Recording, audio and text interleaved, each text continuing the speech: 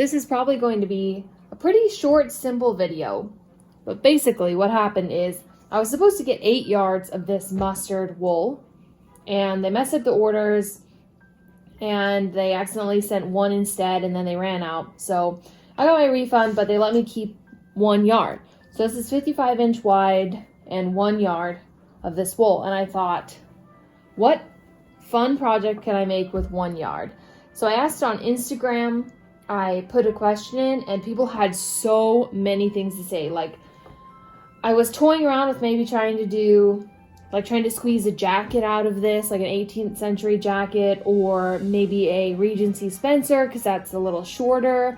But I was just worried about getting sleeves out of this, because, you know, I don't have spaghetti arms or anything. But instead, I decided that I was going to make a short cloak, and that I was going to try to get a hood out of this somehow. So what I ended up doing is cutting out a piece of this teal garbage fabric from Joann's that I got for a quilt, and it's just like so bad I didn't use it. Anyway, and I cut out and ended up using every piece of fabric except for this little pile. And I was able to actually get a nice little short cape and the big 18th century hood, which will have the fan pleats back here that is like very signature for a 18th century cloak hood. And I put a collar on here.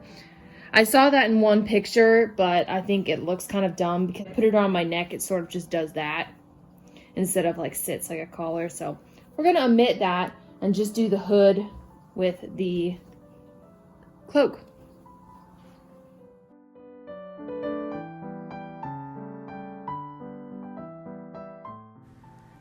So because they only have 1 yard that is 55 inches wide, and then that'll be folded in half to cut out all my pattern pieces, I need to be super careful. So the first thing I'm gonna draw is the neck curve, which I need to be bigger than what I want the actual length around the neck to be so it can be gathered a bit.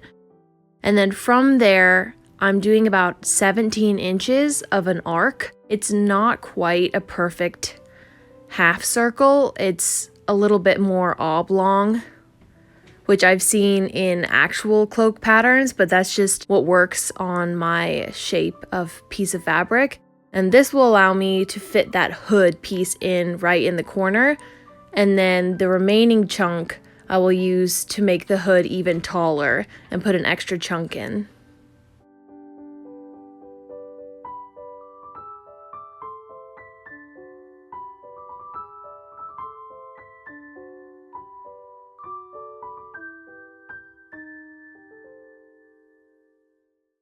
And this is that extra chunk I was talking about that's going to go along the top center of the hood to make it even taller, basically, because I didn't have enough room to make the hood taller as one piece.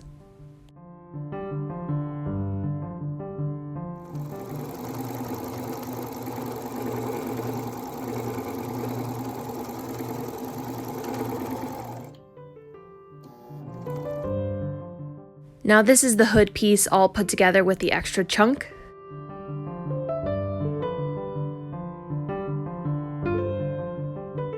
And now the hood is going to be pinned together and the back is going to be sewn from the bottom up to the middle with the top remaining open.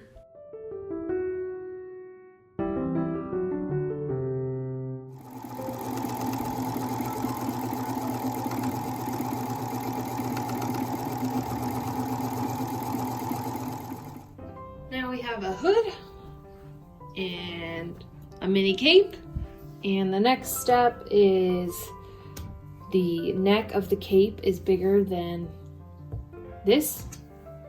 Not by much because I didn't have much fabric to work with, but I am going to run a gathering stitch from like there to there. I'm gonna mark that actually. And it's just gonna be very lightly gathered in the back. Please make sure this is even. Actually, I'll probably go like there.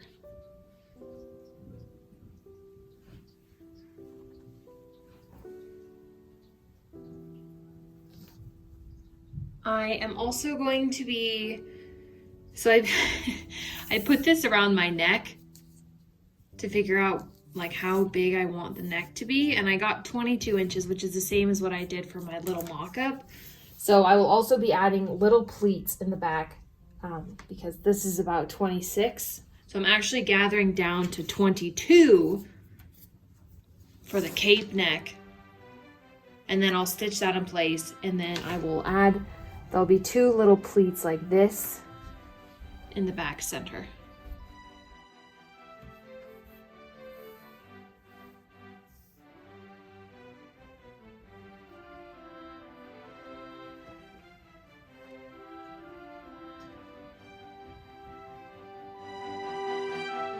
The gathered edge was sewn to keep it in place, and then the hood is now going to be attached to the gathered neck.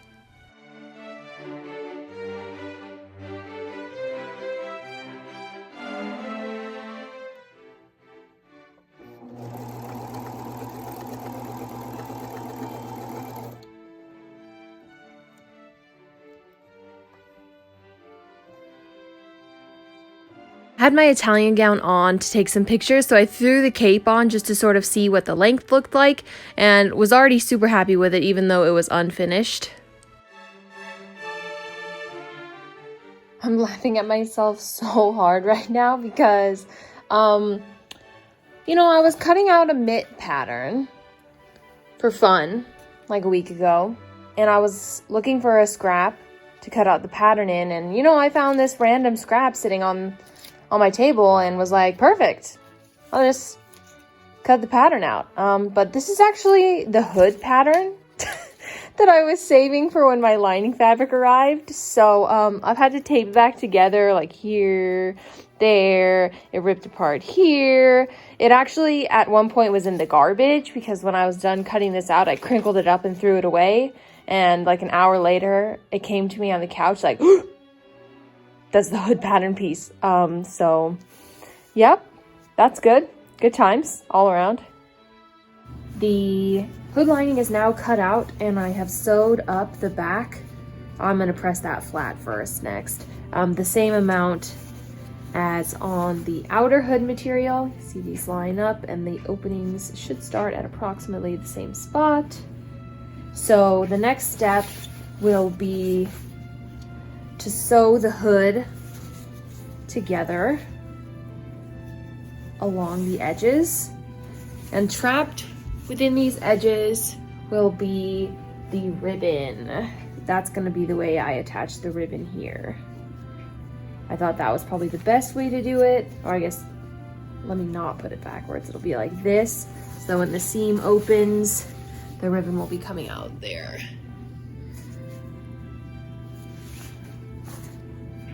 Well, I already had the iron out. I actually decided to just, so there's to the sew point, and then I've just ironed in the raw edges, and that will help later when I'm finishing off the inside of the hood, but you'll see that. Actually, I can just show you. So I wanted to practice these fan pleats, which will look like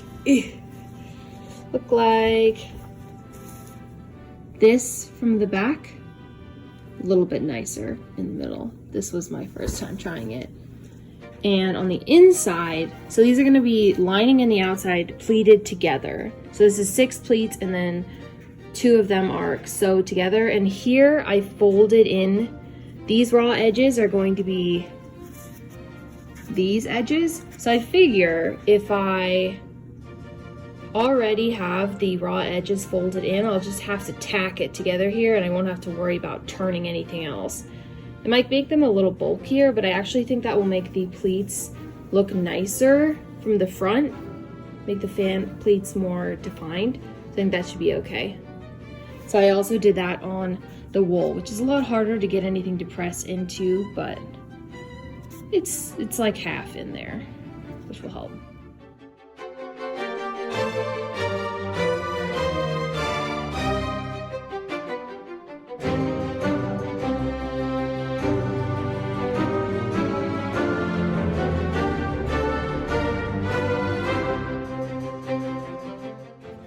The lining is now sewed all the way around, and I think I'm gonna try to figure out what the heck understitching is for this edge here. I don't know, we'll see. I need to do some YouTubing. And understitching was a lot simpler than I thought it was going to be.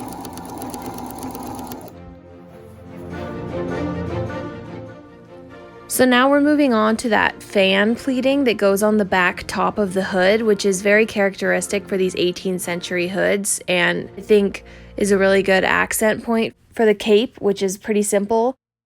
I'm separating the circle that's left open into 6 parts, so 3 on each side. I'm not measuring, I'm just like folding it into thirds to get those measurement marks. And then each of the 6 marks will become one of the fan pleats. Now doing this with the thick wool folded over and the lining floating was pretty difficult, and I'm realizing now what I should have done is just basted the layers together. But you know, you live and you learn. And it probably would have been easier for me to just use the little clips to hold the pleats instead of the pins that I'm using. But it worked out okay.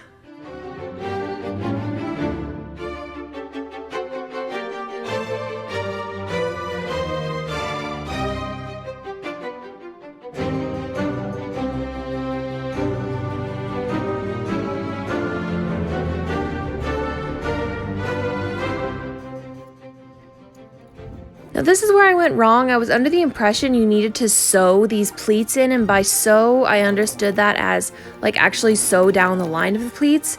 But in hindsight, I think you're not supposed to sew anything there, and you're just supposed to stitch the edges of the pleats together, which I do next to finish off the edges. But this is what it looks like with them all. I sewed like 1 inch, which if you are supposed to sew, I think is too much.